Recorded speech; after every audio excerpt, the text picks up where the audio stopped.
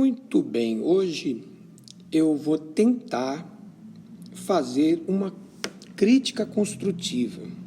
Não é fácil fazer uma crítica construtiva, mas eu vou tentar. Então eu vou falar praticamente de três probleminhas que acontecem e que gentilmente eu gostaria, se é que essa mensagem vai chegar a alguém que consiga consertar esses três erros que acontecem na nossa igreja. Então vamos lá. A primeira crítica construtiva seria o seguinte: por favor, cante menos. Sabe, as músicas, os louvores na igreja, é lógico, tem o seu lugar, são de Deus, porém quando elas são exageradas, repetidamente, elas tomam um tempo muito precioso da reunião e muitas das vezes tomam até mesmo o tempo da gente falar com Deus, porque fica cantando, é para falar com Deus, não é para cantar, é para falar, é para a pessoa abrir o coração, vomitar o que está dentro dela, porque eu não sei se todo mundo está sabendo que a situação está feia financeiramente. Mais de 5 milhões de pessoas no mundo morreram com essa praga do Covid. Muitas pessoas perderam entes queridos. Financeiramente, eu não preciso nem entrar nessa questão. Está todo mundo apertado. A grande maioria do povo brasileiro está num sufoco. Eu sou comerciante, muitos comerciantes estão trocando 6 por 6 ou 6 por 5. Eu me sinto privilegiado que o meu comércio, ainda que pequeno, me dá lucro. E é impressionante como a matéria-prima cresceu, eu arredondaria 50%. Mas não é nem sobre isso que eu quero falar. O que eu quero falar é o quê? Não é para ir para a igreja para ficar cantando. Às vezes o pastor... E esse negócio de playback mais atrapalha do que ajuda. Porque é muito difícil você colocar o playback da música no lugar certo. E o pastor fica preocupado com isso, de vez ele se concentrar na reunião, na espiritualidade da reunião. Sabe, às vezes eu conto 5, 6, 7 músicas num culto de 1h30 de domingo. Se você calcular, dá quase 1/3 da reunião foi cantada, só foi música. Às vezes o pastor prega, ele faz uma oração de menos de 1 minuto e já solta o playback da música. Aí fala mais uma oração de novo de 1 minuto e já toca outra música. Quer dizer, sabe, eu gostaria muito de frequentar uma igreja onde o pastor cantasse no máximo uma canção no culto. No máximo 2, estourando 2. Não mais do que isso. E orasse mais, sabe? Porque ele orando, ele incentiva o povo também a orar. O povo aprende por exemplo. Então, se o pastor dobra o joelho e fala com Deus, com intimidade, se ele vomita, se ele põe para fora os problemas, a situação, o que as pessoas estão vivendo, se ele clama a Deus, então o povo também é incentivado a clamar a Deus, a pedir a ajuda de Deus. Mas se o pastor fala meia dúzia de palavras e fala assim, fale com Deus, e fica cantando, e depois mais meia dúzia de palavras, e fale com Deus, e canta, não dá, não é assim que a gente, sabe, é emoção. A pessoa pode até ir na igreja e sentir uma paz, uma vibe gostosa. O culto foi tão gostoso, eu gosto tanto dessa música, mas quando ela sai da igreja, o problema está lá. O que ela precisa é desabafar com Deus, ela precisa aprender a colocar para fora tudo, sabe? E crer que Deus ouviu e a providência será tomada. Eu penso dessa maneira, eu respeito pessoas que não pensam assim, mas cada vez mais eu acredito que o pastor, quanto mais espiritual, menos ele canta, tá? Com a rara exceção de vigílias, aquelas vigílias que vazam à madrugada, aí sim tem que cantar, porque é uma reunião de 6, 7 horas, mas numa reunião de 1h30, você gastar 1/3 com música, eu não acho que é muito, assim, correto. vamos lá. A segunda crítica construtiva, e eu quero fazer isso com temor e com respeito, não de uma forma como os outros ex-pastores fazem, mas pedindo, na verdade eu estou solicitando para que talvez vocês considerem o que eu estou dando esse feedback. É o seguinte, a última vigília da virada de 2020 para 2021, eu tive uma péssima experiência. Nós estamos no dia 23 de novembro, é o dia que eu estou gravando esse áudio, e eu ainda lembro da última vigília da virada que eu passei numa catedral na minha cidade, da qual eu fiquei chocado com a qualidade da vigília. Eu explico por quê. Se vocês relembrarem, na última vigília, o Bispo Macedo gravou uma mensagem. Então, nós chegamos na vigília 9h30, 9h40, começaria às 10h. Atrasou, começou 10h15 com a mensagem do Bispo Macedo. A mensagem tinha aproximadamente meia hora. Então, lá pelas 10h45, o pastor, de fato, começou a vigília, depois da mensagem. Só que ele começou a pregar tudo que o Bispo Macedo já havia pregado. Então, lá pelas 11h30 da noite, que era Santa Ceia, 11h30, ele convidou o povo a pegar a Santa Ceia no altar. E o que acontece? 1.500 pessoas numa catedral, com um altar, as escadas têm aproximadamente 2 metros. Resumo da obra. Bateu meia-noite e 30%, 40% da igreja não havia nem pegado ainda a Santa Ceia. Passamos a virada na fila para pegar a Santa Ceia. O timing do pastor foi muito ruim. E depois da Santa Ceia, meia-noite 10, meia-noite 15, quando tomamos a Santa Ceia de fato, ele cantou uma música e, para minha surpresa, ele falou: tchau, pessoal, vão com Deus. Sabe, eu fiquei chocado. Não houve oração forte antes da meia-noite, que é uma tradição na nossa igreja. Não é possível que você vai virar o ano sem fazer uma oração forte para amarrar os problemas, para amarrar o diabo, para amarrar a potestade que está tentando nos derrubar. Compreende?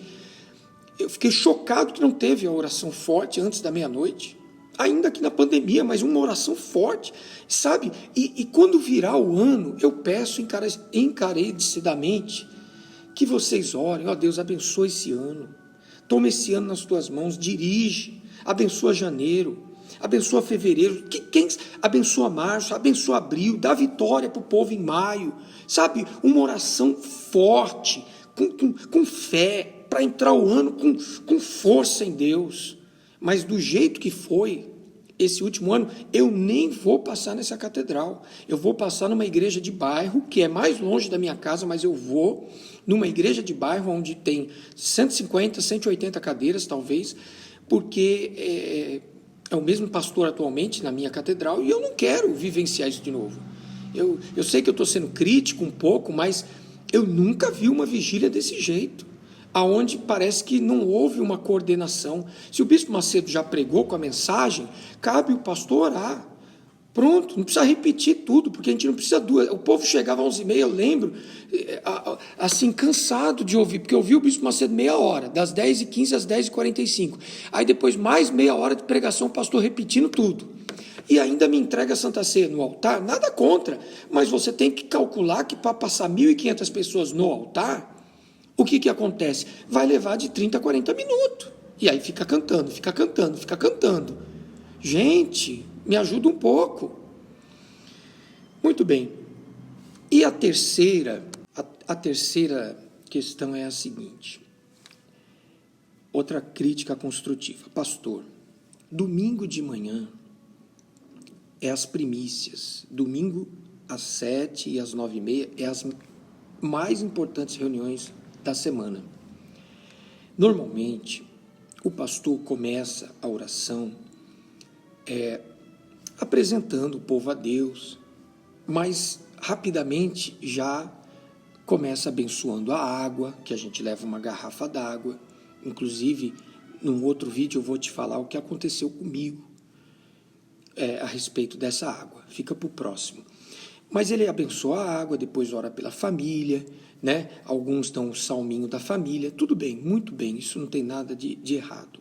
O problema é que depois dessa oração, às vezes o pastor fala assim, abra sua Bíblia em tal livro, vamos ler. Muito bem. Aí eu penso que vai vir a palavra de domingo de manhã. A gente abre a Bíblia, vamos ver o que o pastor vai falar. Aí ele lê lá o versículo e ele, para minha surpresa, isso já aconteceu algumas vezes, domingo de manhã, exemplo, 7h30, a reunião começou às 7h, teve a oração da água, teve a oração da família, do salminho da família, ótimo, de abençoar a roupa do povo, ótimo, da família. Aí a gente abre a Bíblia e lê a palavra. Aí o pastor, para minha surpresa, ele fala assim, amanhã, segunda-feira, nós vamos estar nessa fé aqui, ó, desse versículo, quer dizer, ele prioriza segunda-feira, ele prioriza domingo de manhã, falando de segunda-feira. Eu acho isso muito feio, pastor, porque domingo de manhã é para a gente cuidar do lado espiritual.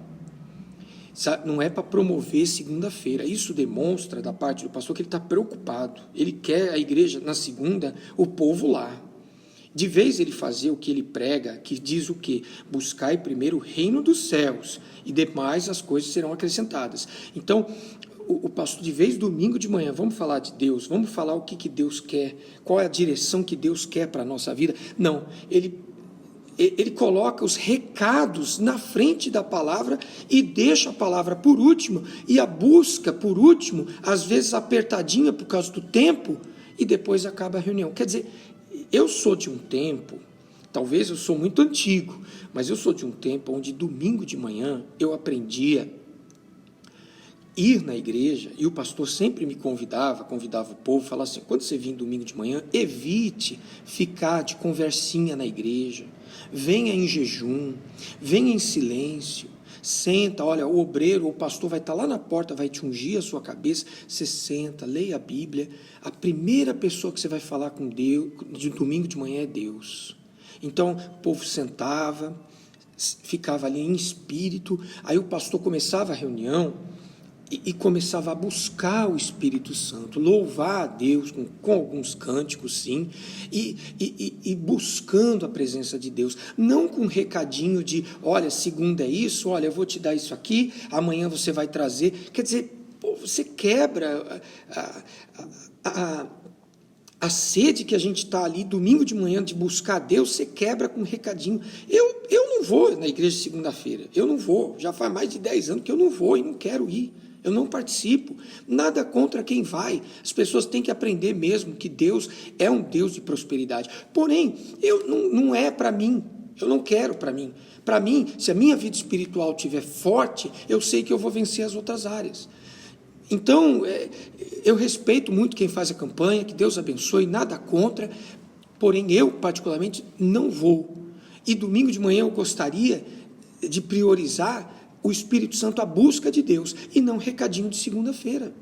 Então, me desculpe se eu saí um pouco, se eu fui um pouco grotesco, sei lá, mas, poxa, me ajuda um pouco com, sabe, a vigília da virada, a gente tem expectativa de começar o ano.